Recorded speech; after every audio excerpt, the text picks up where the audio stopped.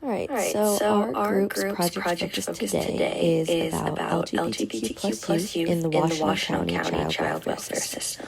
And we are Josh, Annika, Sophia, and Livy.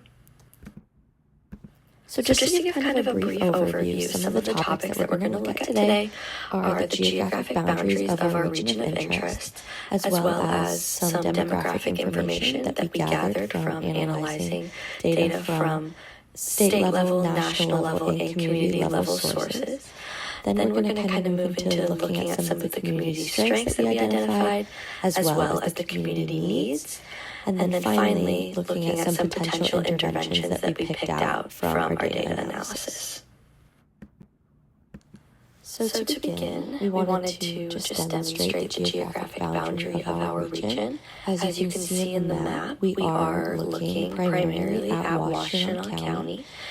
And just a little disclaimer here, while our area of interest is Washtenaw County, we also wanted to note that the data used in this project is pulled from state and national level resources and studies to make inferences regarding the issue at the county level due to the lack of information readily available, specifically within Washtenaw County. We want to begin our demographic analysis by first highlighting the idea that there is a significant overrepresentation of LGBTQ plus youths currently within the U.S. child welfare system. Estimates suggest that within the general U.S. population, only around 7 to 9% of youths identify as LGBTQ plus. A direct comparison between this metric can thus be made against the proportion of LGBTQ plus youths within the foster care system.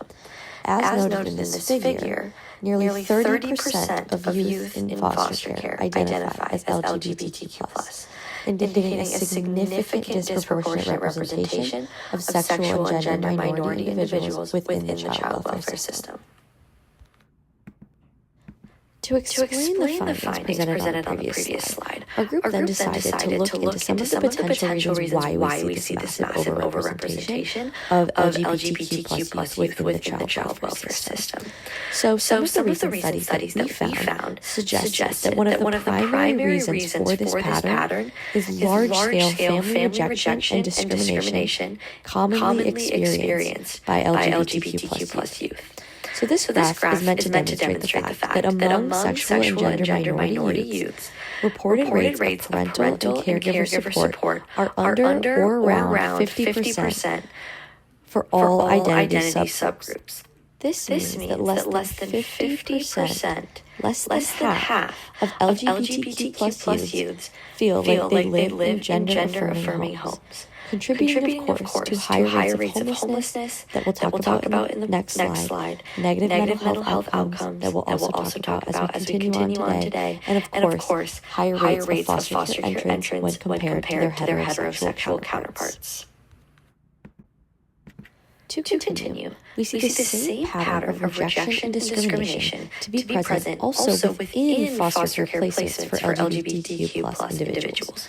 Recent research suggests that nearly 44% of LGBTQ plus youth in state custody report being removed, having run away, or were thrown out of their foster care homes for reasons directly related to their identity. This leads not only then to higher rates of foster care entrance that we discussed on the previous slide, but also more placement instability and longer stays in foster care on average for LGBT youth as compared to heterosexual counterparts.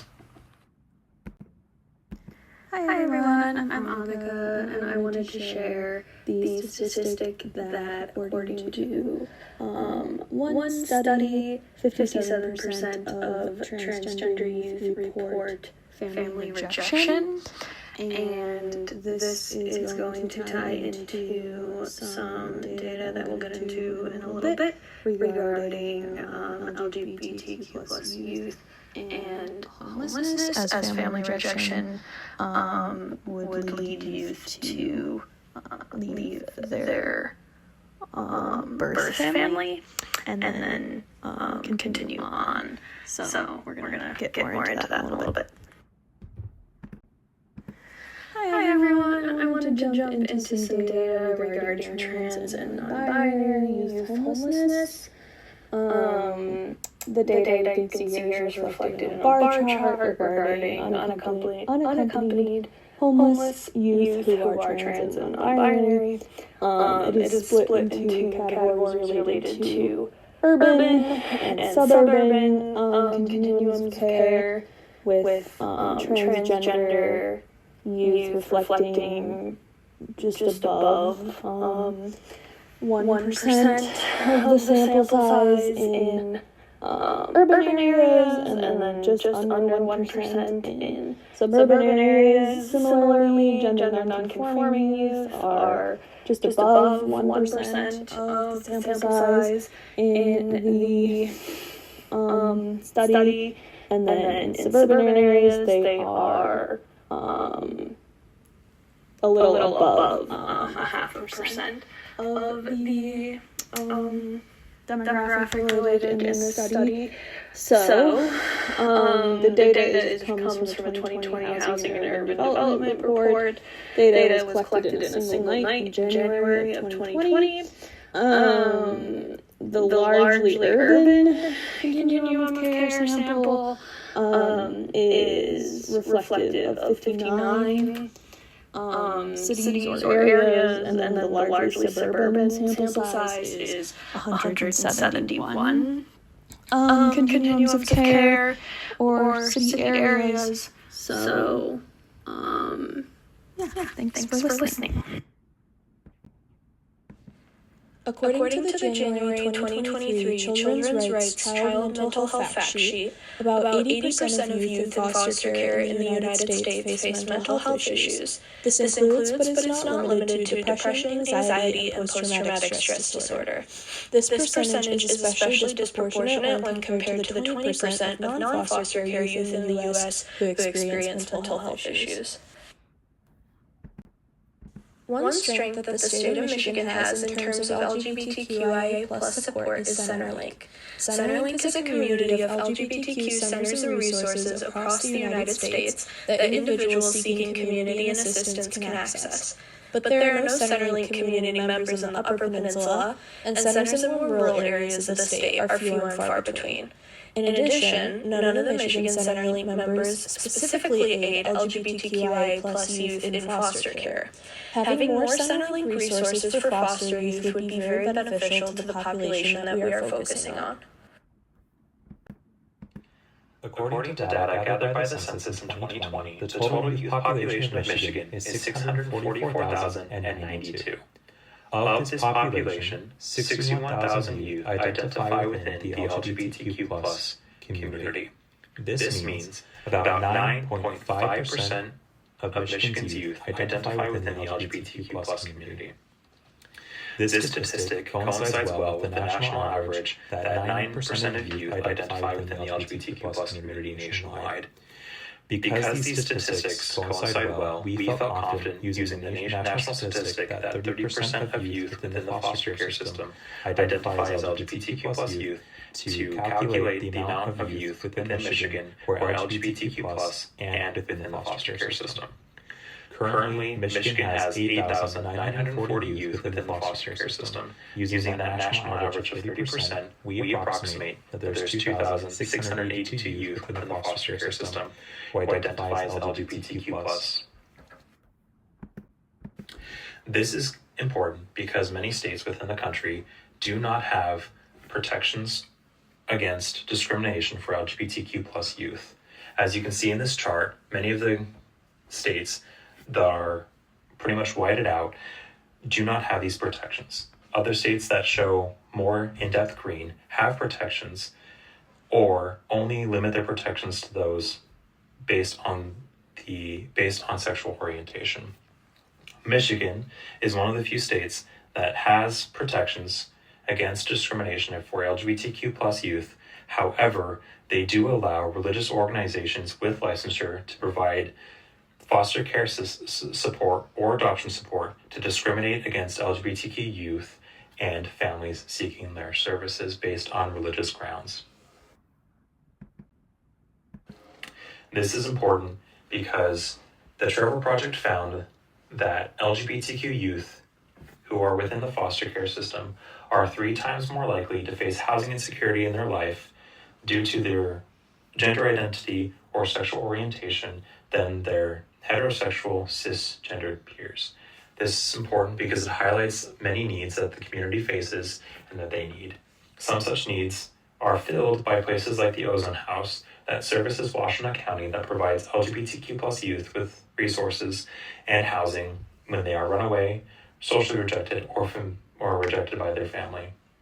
They provide counseling services and help support LGBTQ youth within the community to be able to provide the means for themselves to support themselves and have a fulfilling life. They also provide resources such as family therapy that can reconnect families together of the impacted youth if that's what the youth wants. Having these resources within the community and more accessible can provide the means to help the LGBTQ youth community thrive and be able to benefit more and hopefully reduce the amount of youth who are LGBTQ+ within the foster care system through education and helping families understand what it means to be part of the LGBTQ+ community. This is all saying that hopefully there are greater interventions that will be able to that have been found throughout the United States that can help reduce the amount of youth who identify as LGBTQ+ being within the foster care system. Hi everyone, I wanted to discuss some interventions for LGBTQ youth experiencing foster care. Many of these interventions are closely tied to the foster family, so we have education given to the foster family surrounding inclusive language and pronouns. These two educational models would hopefully help the foster youth to feel safe, secure, and accepted in the family. Next is modeling healthy relationships. There's various models for this level of education, but it would help the youth to feel accepted in the family. Next is mentorship programs. There are again various models of these, but ideally the youth would be paired with a mentor who has a similar identity to them, and the mentor would be able to help guide the youth to create healthy relationships with their peers and modeling, self-acceptance and confidence for the foster care youth that would be beneficial for them as they grow and change and hopefully create healthy relationships both within the foster family and in their broader school and social life.